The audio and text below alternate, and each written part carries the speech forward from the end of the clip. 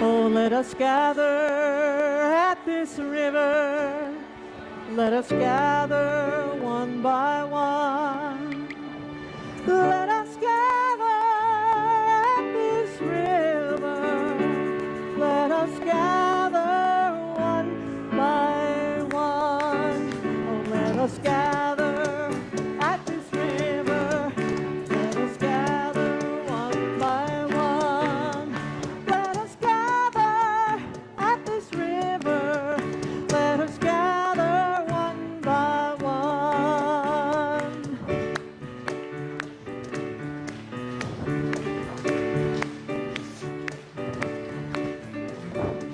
We need a little review here. We used to talk about this in the before times. A little review. There's Baptist clapping and there's Presbyterian clapping. And we're looking for Baptist clapping. Presbyterian clapping is every beat. Or the 1 and the 3. Baptist clapping is when the Spirit gets in it. And you got the 2 and the 4.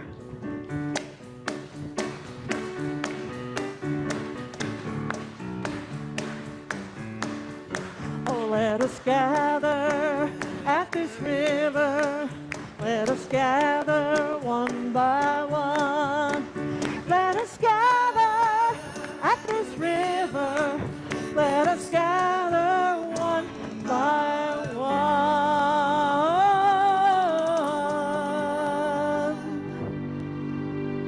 Come on, this matters. It matters. Amen. We're here.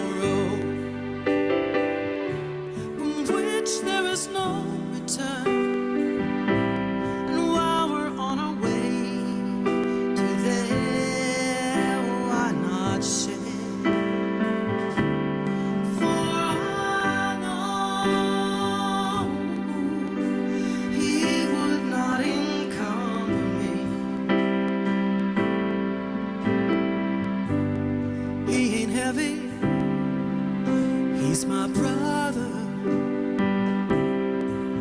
He's my brother. He is my brother.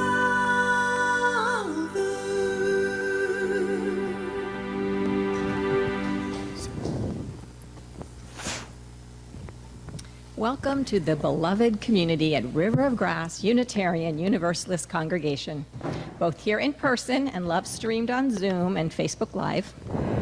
We celebrate all the ways we find to gather our beloved community in body and in spirit as we go and grow and flow the River Way.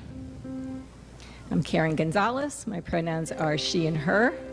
I'm the religious educator here at River of Grass. You here in this room, we welcome you. However you made your way among us this morning, including those of us on Zoom and Facebook Live, we welcome you. Let us pause together to enter into this time as we connect again with one another, with the holy by any name, and the light of love within us all.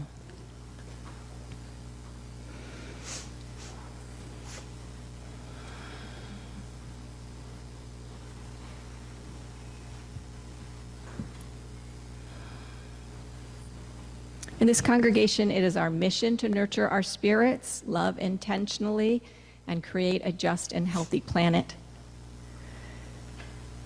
In our enduring search for truth, meaning, and faith, what we share here is not an unchanging dogma, but an affirmation that we are called to be agents of love and justice, and to build a world where everyone is cherished for who they are. This morning, we'll continue our January theme of courage.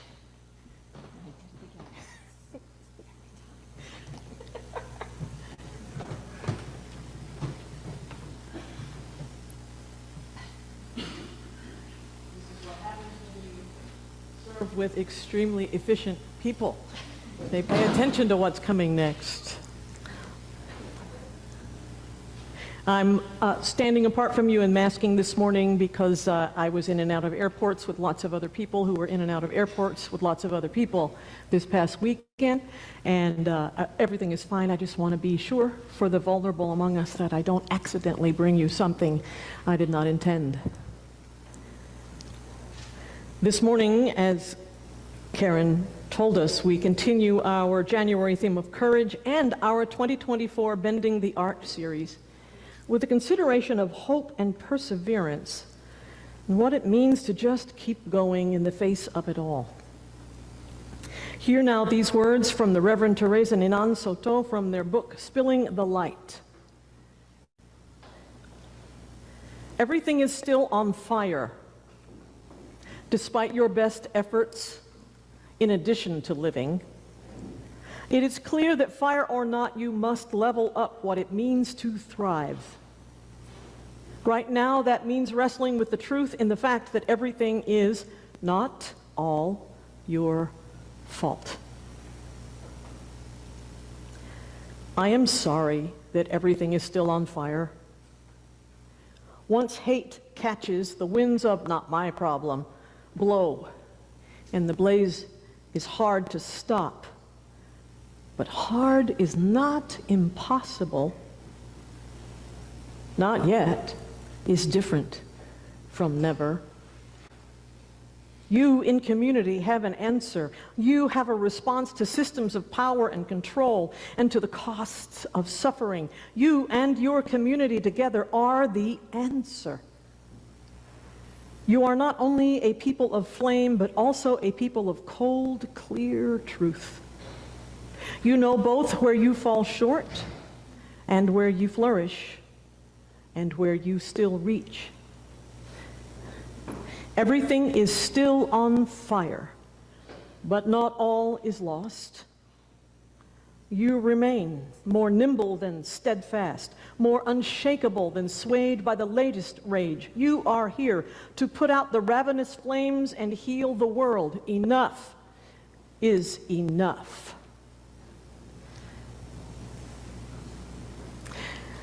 Let's join our voices and our hearts with our choir this morning as they bring to us our monthly theme hymn for January, Gathered Here. Please rise as you are so moved as we sing together.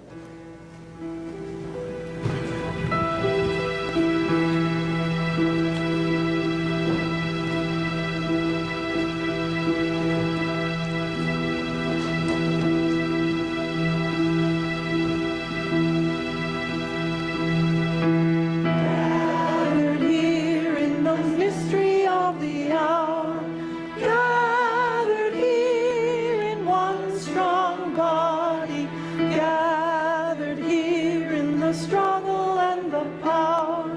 Spirit, draw near. Gathered here in the mystery of the hour. Gathered here in one strong body. Gathered here in one strong body. Gathered here in the struggle and the power. Spirit, draw near. Gathered here in the mystery of the hour. Gathered here in this one strong body. Gathered here in the struggle and the power. Spirit, draw near.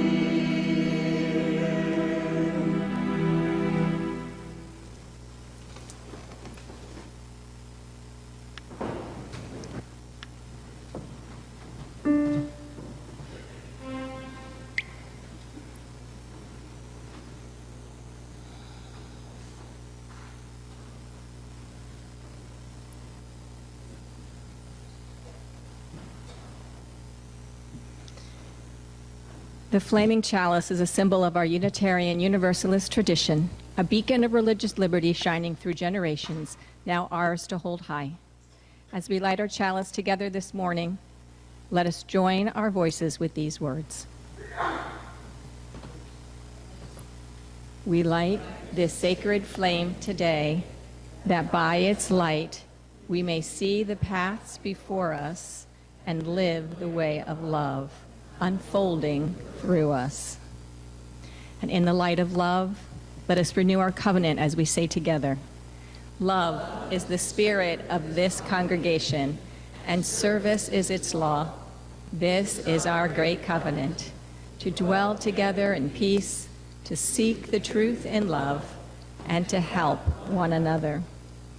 El amor es el espíritu de esta congregación, y el servicio su ley principal. Esta es nuestra gran promesa, vivir juntos en paz, buscar la verdad a través del amor y ayudarnos mutuamente.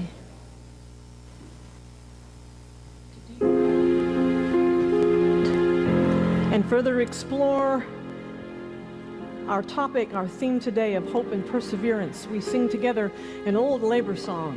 It's from one of the red books from the Union. The United Auto Workers of the World sang it. Step by step, the longest march. And we are aware that we all move in different ways. So step by step may be the language for you.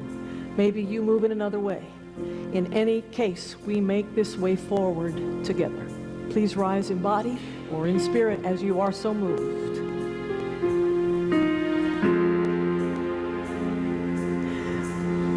Step by step, the longest march can be won, can be won.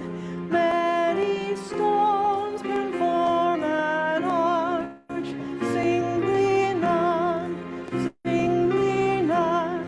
And by union what we will shall be accomplished still.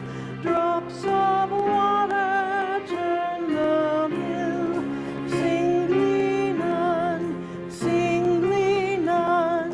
Step by step, the longest march can be won, can be won. Many stones can form an arch, singly none, singly none. And by union what we will can be accomplished still. Drops of water turn the mill, singly none, singly none. Drops of water turn the mill, singly none, singly none. Please be seated.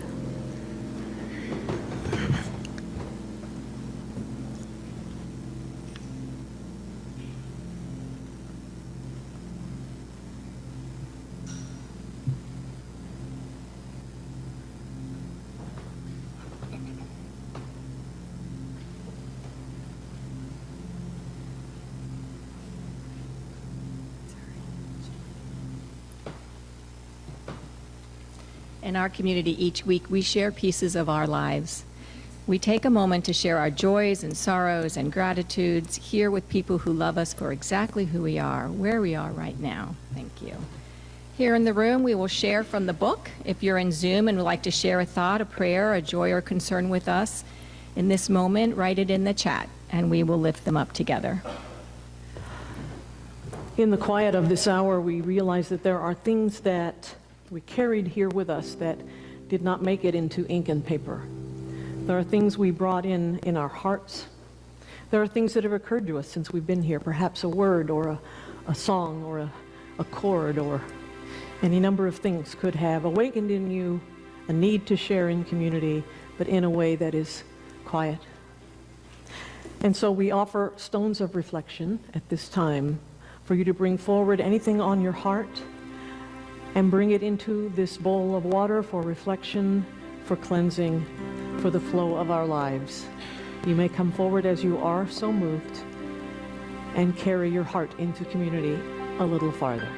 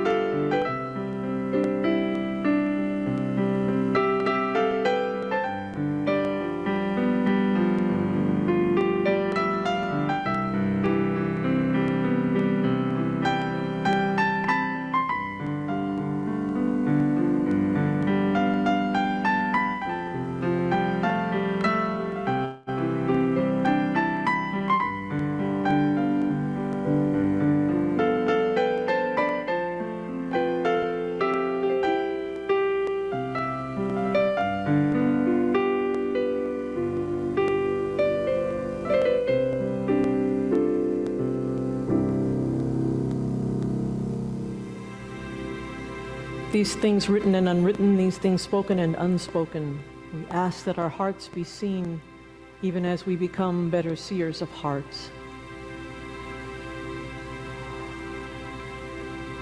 We know that among us there is joy and there is sorrow, there is worry and there is triumph.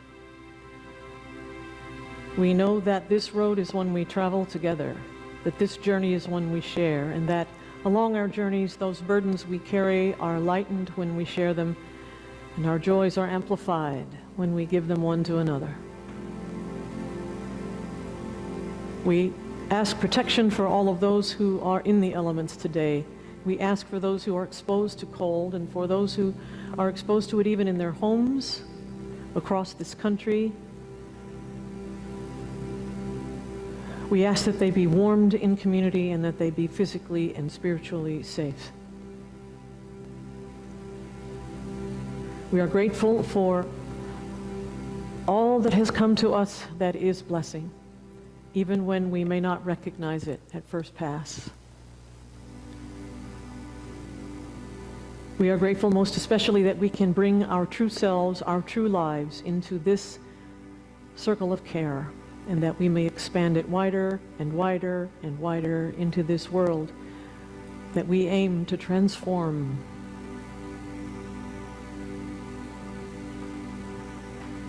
We ask for care and protection for those in the path of war, for those suffering famine, for those who find their lives at risk in any number of ways. We ask that we see what must be done and ourselves do it. All these things we lift in the name of all that is holy. Amen, amen, amin, aho, ashe, namaste. Blessed be. And so it is. Let us seal this meditation with our sung response. From all that dwell below the skies, let songs of hope and faith arise. Let peace, goodwill on earth be sung, through every land, by every tongue. Each week we like to celebrate where we came from and where we are going through our heritage and our hope. This morning, our heritage is the Reverend Theodore Parker. Theodore Parker was an American transcendentalist, reformer, and abolitionist of the 19th century. He was born into a large farming family in Lexington, Massachusetts. That was wild country then.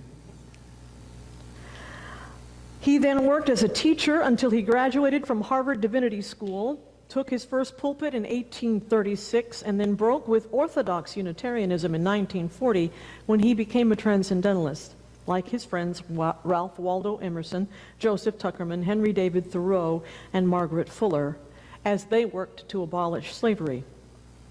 In a sermon delivered in 1853, Parker said, "I do not pretend to understand the moral universe. The arc is a long one. I cannot calculate the curve by experience of sight. But I can divine it by conscience, and from what I see, I am sure it bends towards justice." And it is in studying Theodore Parker that the Reverend Dr. Martin Luther King Jr. took this quote and turned it into what we know today.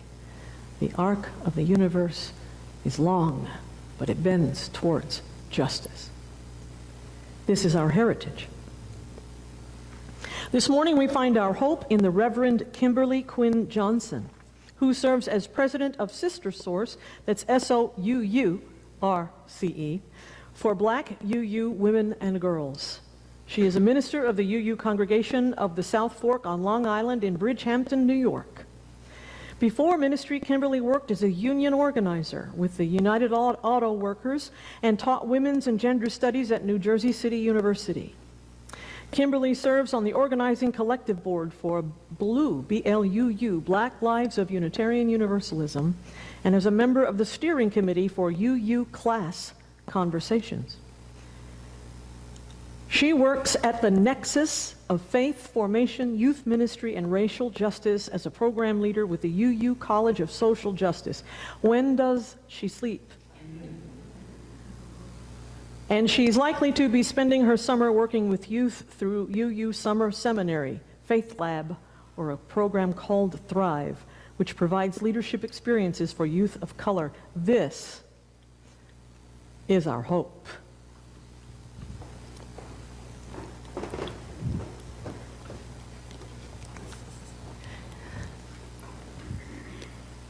Sustain and strengthen this beloved community and its work in our world through the gifts of our time, our skills, our love, and our money.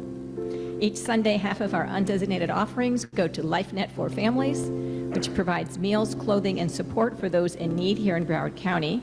The other half supports our mission and ministry at River of Grass. Ushers, please come forward to receive the offering. Scan the QR code or text the number on the screen to donate. You can also find several ways to give on the donate page on our website at riverofgrassuu.org.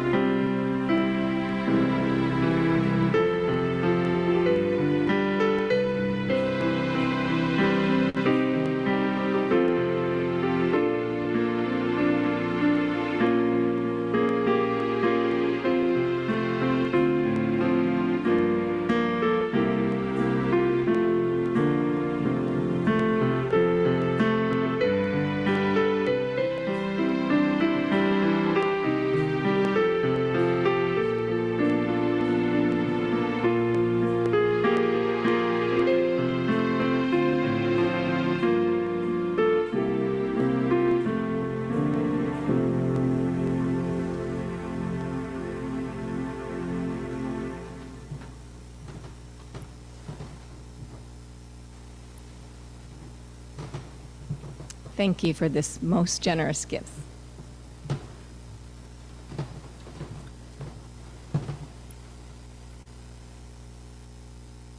We are a people of gratitude, and we like to thank those who make this place what it is and keep it going and growing and flowing. And this morning, we would like to thank our board for all the work that they have been doing to move us through the most unprecedented of times that we have seen and keep us on the true and right path toward our mission and our vision no matter what comes. You should attend a board meeting at some time and watch these people deliberate in love, as they determine for us what is wise and what is right moving forward. And for our River of Grass Unitarian Universalist Congregation Board of Trustees, we thank you. You didn't have to do what you did, but you did, but you did. And we thank you. You didn't have to do what you did, but you did, but you did. And we thank you.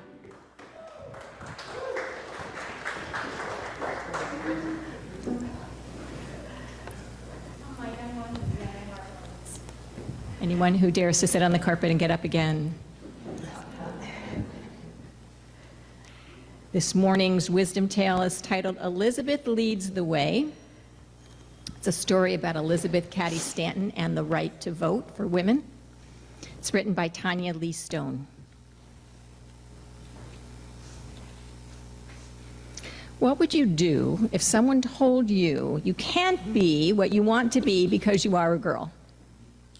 What would you do if someone told you your vote doesn't count, your voice doesn't matter because you are a girl? Would you ask why? Would you talk back? Would you fight for your rights? Elizabeth did. All of these things used to be true back when Elizabeth Cady was a girl. And all of these things might still be true today if Elizabeth hadn't led the way. She was only 4 years old the first time she heard someone, a woman, say life was better for boys. The woman had come to visit Elizabeth's new baby sister. What a pity it isn't a girl. What a pity it is she's a girl. How could anyone look at a little baby and feel sad? What could be wrong with being a girl? She was 13 years old when her father, Judge Cady, told a woman whose husband had died that the farm she had spent her whole life working on would be taken from her. Without a husband, the law stated, nothing belonged to her. Elizabeth was horrified by this unfairness. She said that the law should be cut out of every book. Judge Cady told her that that wouldn't change anything. The law was still the law, and only men were allowed to change laws. She decided right then and there that she could do anything any boy could do. She jumped over high hurdles on horseback. She rafted across a raging river. She won a prize for being the best in Greek studies. Her father was proud, but he worried about his strong-spirited, rule-breaking daughter. You should have been a boy. He knew how much easier her life would be, but Elizabeth wasn't interested in easy. At 16, since colleges would not let girls in, Elizabeth begged her father to send her to a girls' school to continue her learning. So while most young ladies were getting married, washing dishes, doing laundry, and having babies, Elizabeth was studying religion, math, science, French, and writing. Several years later, Elizabeth Cady met Henry Stanton. He was an abolitionist, speaking out against slavery. He understood how unfair it was for people not to have rights or power. He did not laugh when Elizabeth talked about freedom. He did not laugh when Elizabeth said all people should be able to live life the way they chose. And he did not laugh when she told him she would add his name to her own, but would not give up hers just to marry him. So Elizabeth Cady became Elizabeth Cady Stanton and had babies, cooked meals, washed dishes, mended clothes, and did laundry. She loved her babies, but she did not love cooking and dishes and mending and laundry. One day, her friend Lucretia Mott invited her to a lunch. Lucretia had always shared Elizabeth's ideas about all the things women could do and would do if only they had the right. The other women at lunch shared them too. Elizabeth got fired up. She proposed they hold a meeting that would gather together lots and lots of women from all around to talk. But what would they talk about?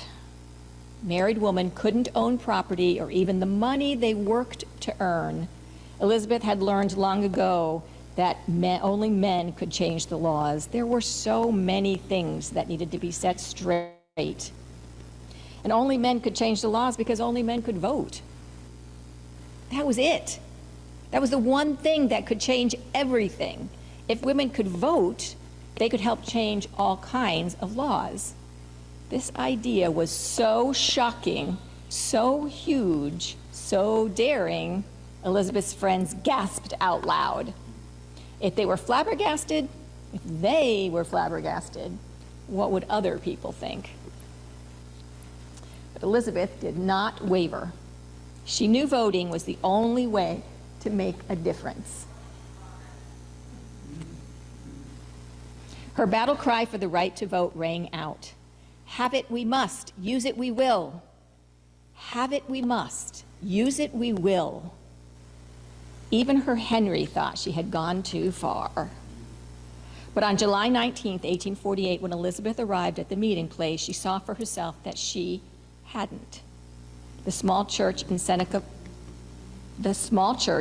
Falls, New York, was filled with hundreds of people.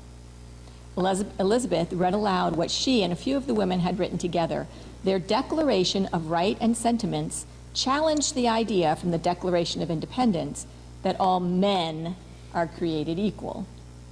When she finished, she looked into the faces of the crowd and waited. The room was silent. Then a rumbling began. It grew louder and louder and louder as people argued whether or not women should be allowed to vote. Word of the meeting spread like wildfire. Newspapers across the country scolded Elizabeth for her boldness, but other women joined her in battle. The idea of women having the right to vote began to buzz in the ears of people from Maine to California. Elizabeth had tossed a stone in the water, and the ripples grew wider and wider and wider.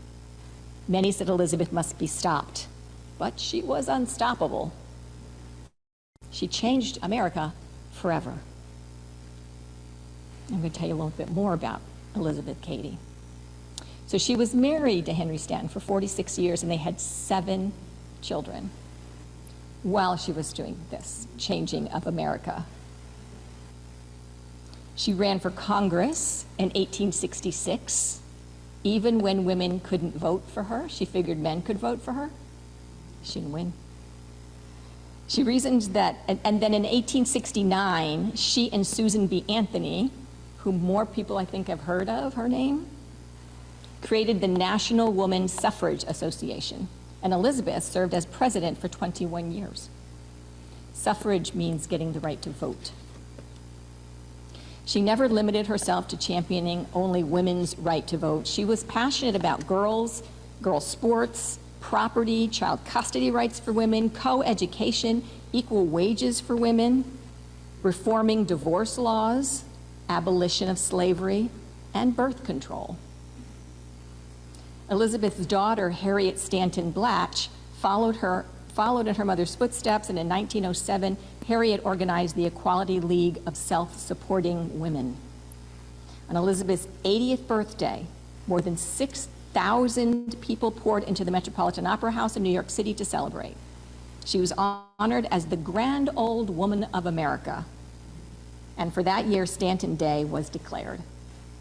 In 2006, New York State made it a permanent official holiday. Elizabeth Cady Stanton died on October 26, 1902. It took 18 more years after her death for women to get to vote. The 19th Amendment went into effect in August of 1920. It was Elizabeth who had gotten the ball rolling, so we owe her a huge thanks. She was a Quaker, but also a friend to many Unitarians, including Susan B. Anthony. She also organized and co-edited a book of liberal women's biblical commentary, the Women's Bible, with 3 Universalist ministers, Phoebe Hannaford, Augusta Chapin, and Olympia Brown. So I can imagine that Ms. Stanton would be quite proud of the progress women have made in this country in the last 100 years, but as we know, our fight for justice is far from over, and the road is bumpy. Tomorrow would have been an important anniversary for women's rights in this country. Last year, on January 22nd, President Biden signed a proclamation honoring the 50th anniversary of Roe versus Wade. The Supreme Court decision that gave women the right to make decisions about their own bodies without government interference. Unfortunately, that decision was overturned by the current Supreme Court. So instead of celebrating the 51st anniversary tomorrow, women all over this country are once again fighting for this fundamental right. And we're going to talk downstairs more about equality and what that means for women and all people. To class. We love you and bless you and send you on your way. We love you and bless you today and every day. Hoo-wee.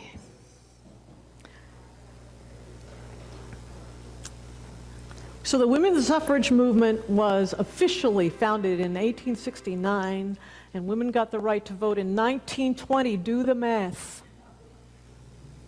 Do the math.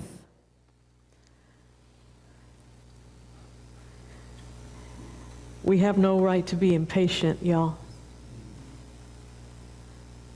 Although we must remain so to get this work done. You'd think I'd be used to it after all this time, this thing that happens so often where we set out themes and titles for Sunday Experience services into the months ahead. Our Sunday Experience team, which is everyone who's involved in this time we share together every Sunday, gathers and we talk about what we need and what our mission is and what our vision is and what messages do we need. And I set out all these titles. Some of them in series, like this is our Bending the Arc series that we've been doing every year for 10 or 12 years, something like that. And so we set out all these titles. And you would think that by now I'd be used to the fact that it comes up time to write the service and write the message for the service. You think I wouldn't be so surprised when I can't remember what I was thinking of when I wrote that title? Or when I wrote that title, I now realize what I was thinking of no longer applies because the world has shifted, because we have shifted. So I tossed the title, Are We There Yet?, on a piece of paper some time back, not even knowing where we needed to get this morning and how much farther we would have to go to bend the arc of the universe a little closer to justice in our time. Are we there yet? Are we there yet? That's a macro question, and it's a micro question. It's the big overarching global yearning, the global quest, and it's the personal heart of hearts yearning. Are we where we aim to be as a planet, as a world? Are we where we aim to be as nations, as a faith, as congregations, as communities, as people, as persons? Are we there yet? As I contemplated what message wanted to emerge for us today, I read more of the poetry of my colleague, the Reverend Julian Teresa Ninan Soto, from their book, Spilling the Light. That's the piece we shared earlier today, Everything is Still on Fire. And so I returned to reading and reflecting on the Reverend Soto's work. And I realized that they were speaking to me and to us and to this moment with a demand for both hope and persistence when we ask the question, are we there yet? Whether we ask as persons or as a planet. Are we there yet? Are we there yet as persons? Are we individually who we aim to be? And how do we correct course if not? The Reverend Soto answers with a piece called Taraxacum. There's their book. And the next slide, Steve, for Taraxacum, the next reading. Thank you. Taraxacum is the official genus name for the common dandelion. Even though they are edible, someone decided that dandelions are weeds, stragglers to destroy, to uproot. But dandelions never got the memo, never thought to care. Busy instead with dropping roots, flinging seeds, unfurling shoots, and persistent in digging in that taproot to depths of 2 or 3 average adults, end to end. The tiny yellow flower survives. You are no less resilient, reaching both down to the strength that holds you and up to the light and out with your beauty. And you know, having sunk your effort into the cool, damp earth, that while dandelions can be clipped and fought, uninvested in anyone's opinion, they throw their sparkling futures onto the wind. Tomorrow tucked into seeds, and they grow all the way back, strong and bowing at the same time. Are we there yet? As a congregation? Oh, my goodness, beloveds, we can ask that question a dozen different ways this morning. From where we are in our mission and our vision as River of Grass, and how, thanks to your courage and your commitment, we just keep going despite delays and disappointments in real time right now. Never mind continuing to cope with the losses and the sorrows and recovery in the wake of pandemic that continues. And the Reverend Soto answers with their piece, we hold hope close. In this community, we hold hope close. Next slide, please. Thank you. In this community, we hold hope close. We don't always know what comes next, but that cannot dissuade us. We don't always know just what to do, but that will not mean we are lost in the wilderness. We rely on the certainty beneath the foundation of our values and our ethics. We are the people who return to love like a north star and to the truth that we are greater together than we are alone. Our hope does not live in some glimmer of some indistinct future. Rather, we know the way to the world of which we dream. and by covenant, and by the movement forward of one right action and then the next, we know that one day we will arrive at home.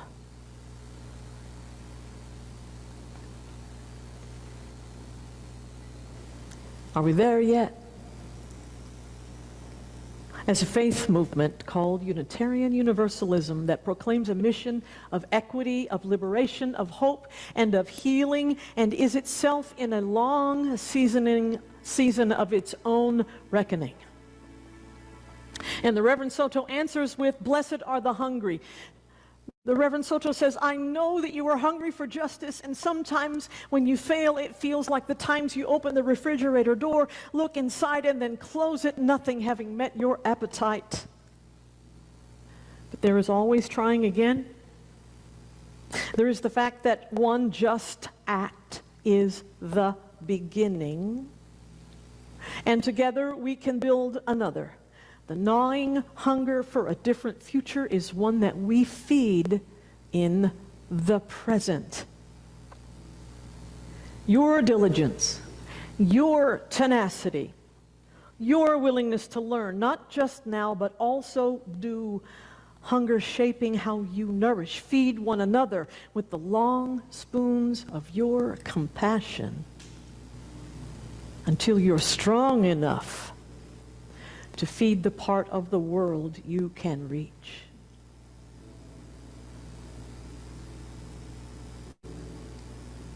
Are we there yet? As a nation, as these United States of America, we were told, we were sold. While we witness its deconstruction, which it and we must do if we are to build a new way from the old, to become that place of liberty and justice for all. And the Reverend Soto answers with, "America, is this freedom? The day we are in is not unprecedented entirely. America has been unjust before, has ignored both its laws and what higher law the soul can sense, that each person is a human, and as a human it turns out that their life and their body belongs expressly to them. That is to say that if they come from my queer body, I will resist. For totalitarianism to thrive, there must be an enemy created. We have watched as queers, as trans and non-binary folk, and our black and brown neighbors and workers have been made into the wanted poster of unwanted faces. The mild reaction of many people I would have trusted communicates clearly that they see no danger and that I should wait until it gets really bad. America, your sickness makes me sit and weep. We will rise, of course, but will it be enough? Are you not alarmed? Are you not awake, bolt upright? Your transkin are stuck, struggling to navigate systems that actively exert the power to define them out of existence, to deny travel documents, health care. America, is this freedom? Who is free? All is not lost, but some is gone. That part of society that could assume that being decent was enough of an expectation to keep us civil is discovering that disconnected from values, any practice can be destructive.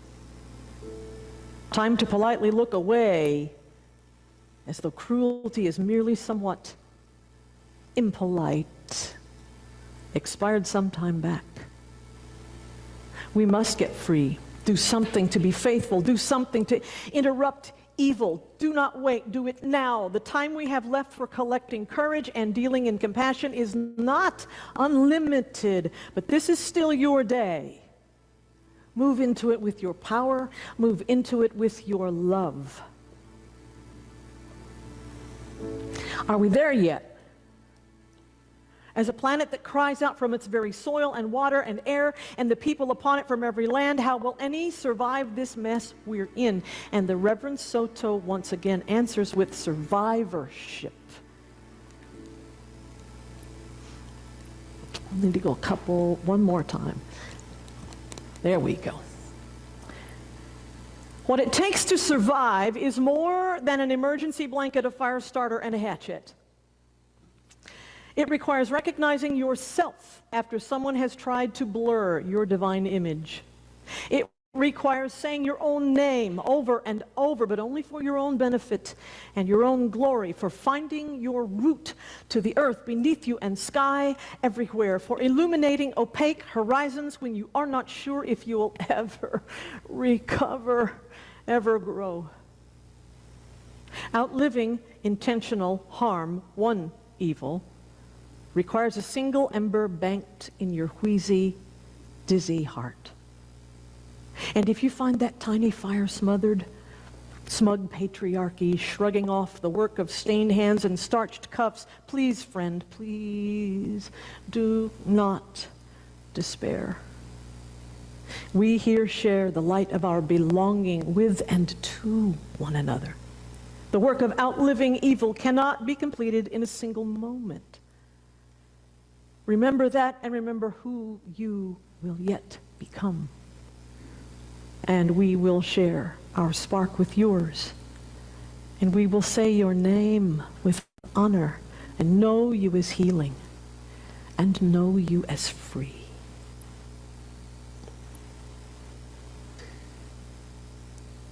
Are we there yet? I wrote that question on a piece of paper for some future Sunday that is now, today.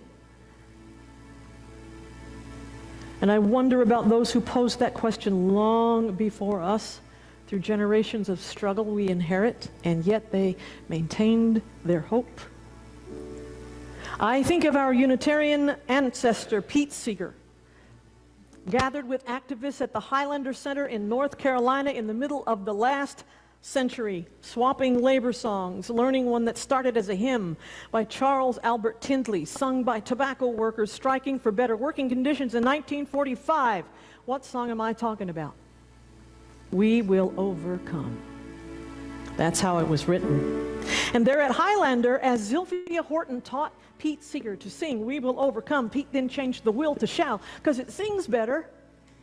And Pete was all about getting us to sing together. And then he taught it to Dr. King. And they sang it as they marched across the Edmund Pettus Bridge to Montgomery.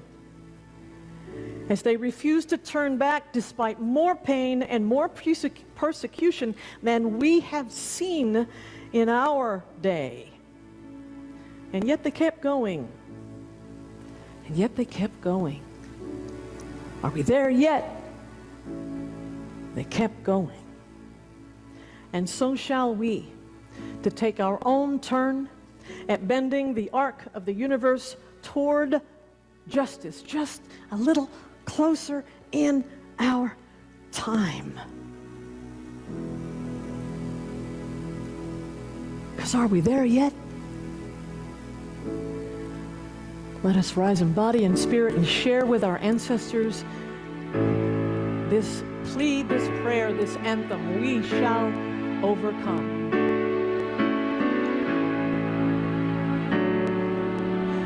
We shall overcome.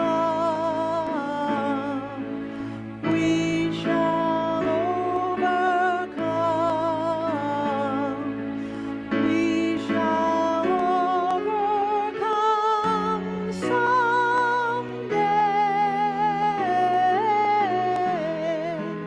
Oh, dear.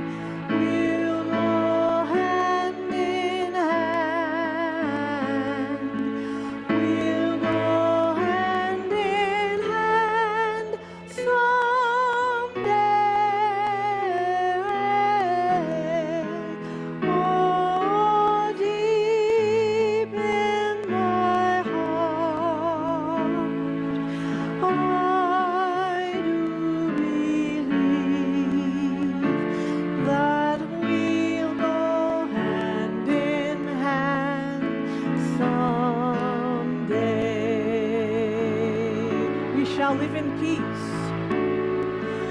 We shall live in peace. All be free. Sorry, all be free. We shall all be free. We shall all be free someday. Oh, deep in my heart, I do believe that we shall overcome someday.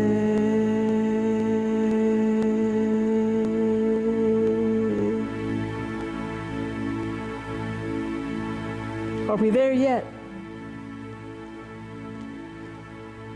We have so many ways to move ourselves a little farther forward this week, to live into this faith, to bend the arc of the universe a little closer towards justice until we get there. Please be seated as we consider our paths forward.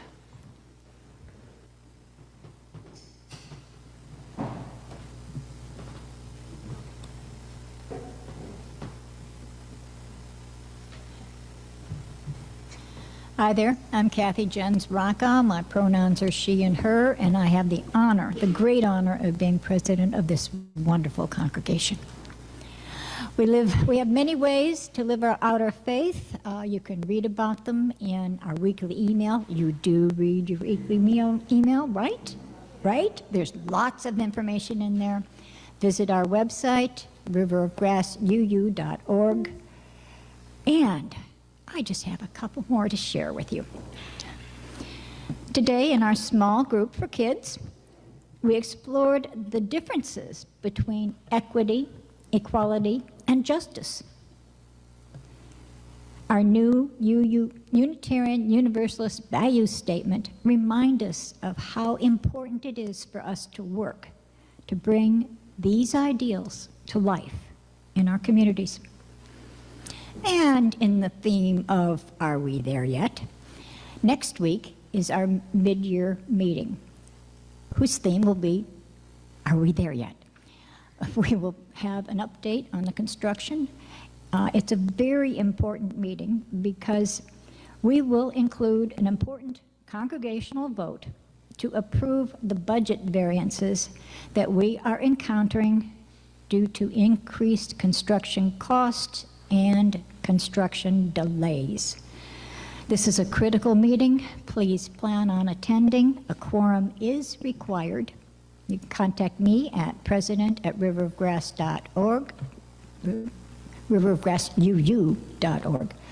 It will be in person here after service next week. We will also continue our Zoom link and do the meeting on Zoom as well. And we're going to feed you. And we're going to feed you. Yes. We're going to feed you. There's lunch. That includes. The celebration of our 25th anniversary will include a reflective Vespers service on Friday the 16th, a party and our annual auction, and a special surprise guest. We've also invited a number of people who have moved away to join us, such as Peter and Ann, sorry. They moved away before, they moved away right after I joined, as a matter of fact. All right, I lost my place. We will end our celebration looking forward as we share a thought for our future in small groups. All during this weekend of February 16th to the 18th and beyond. Tickets to the party, which includes dinner, music, beverages, and a whole lot more, are available now. Contact me at auction@riverofgrassuu.org for more information. We are also looking for donations to our auction. This is one of our biggest fundraisers. We have a lot of great items, and this is also where you can find the ways to party with us. So there's a number of great parties already donated. Kathy, can I add something? Yes. Please register at the link you got in your email. That helps us know how many people are coming. So, Yeah, we have two. You need to register RSVP to Liana, and there's also a registration and ticket purchase online. That information is in your weekly email. Oh, and one other very important announcement about our community. The South Florida Folk and Acoustic Music Festival is fast approaching in just 2 weeks. A whole weekend of folk and acoustic music. Fun time for all. Rev Amy, our very own, is headlining Friday night. The cost for Friday night only is $10. For members, $20 for non-members. You can pay for the whole weekend, and that price is $60. Ticket information and full weekend schedule go to Broward Folk Music Club, all one. No music in it. All right, sorry. Thank you. And see Peter if you have any questions.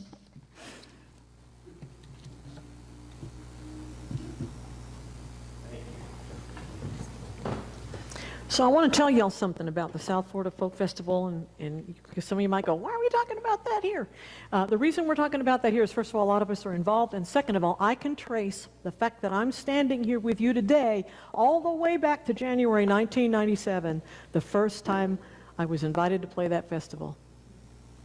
Because at that festival, I met Robbie Greenberg, and Robbie Greenberg, a couple years later, invited me to SUSE, Southeastern Unitarian Universalist Summer Institute. Say it, Southeastern Unitarian Universalist.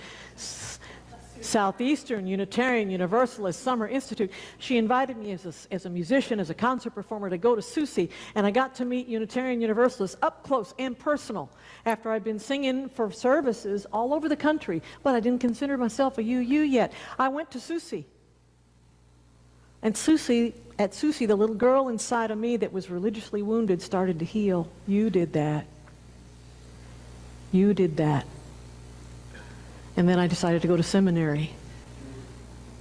And then I came here, first as a student and as a guest speaker, and then as part-time, and then as full-time, and here we are, going on 13 years later.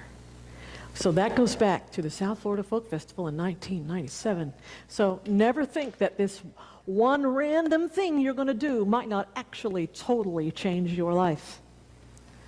That's why we talk about it here, because that's how things happen. I'm so, so grateful. As we consider, are we there yet? We look towards this chalice, and while we extinguish its flame, we do not extinguish the warmth of community in which we live, the fire of commitment that burns within us, and the light that calls us on. Until we meet again, as we transform ourselves that the world might be transformed, let us say together, shine on.